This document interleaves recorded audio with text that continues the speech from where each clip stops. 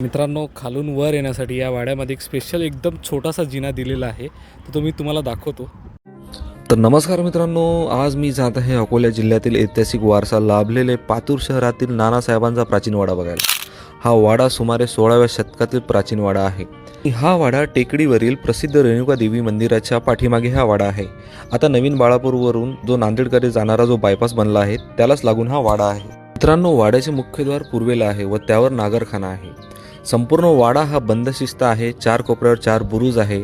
वाड्याच्या मध्यभागी मंदिर आहे व गाभाऱ्यात नानासाहेबांची समाधी आहे.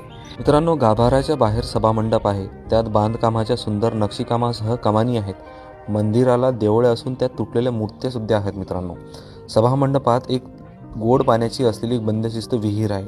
मंदिराच्या बाजूला मुकुंदराज महाराजांची समाधी सांगितली जाते. त्याच पाठीमागे त्यांच्या शिष्याच्या आणखी 2 समाध्या आहेत. एका दगडावर कोरीव नक्षीकाम केलेले अंबारीसह असा सुंदर हत्तीची मूर्ती बनवण्यात आलेली आहे. मित्रांनो, या वाड्यामध्ये कमानीच्या खोलीमधून असा अरुंद जिना आहे जो वर कोटावरील छतावर घेऊन जातो. या छतावरून संपूर्ण परिसरावर नजर ठेवता येते आणि इथला नजारा बघून मित्रांनो काय सांगू तुम्हाला. मित्रांनो, कधी येत आहे अकोला जिल्ह्यातील ऐतिहासिक वारसा लाभलेले नानासाहेबांचा प्राचीन वाडा बघा.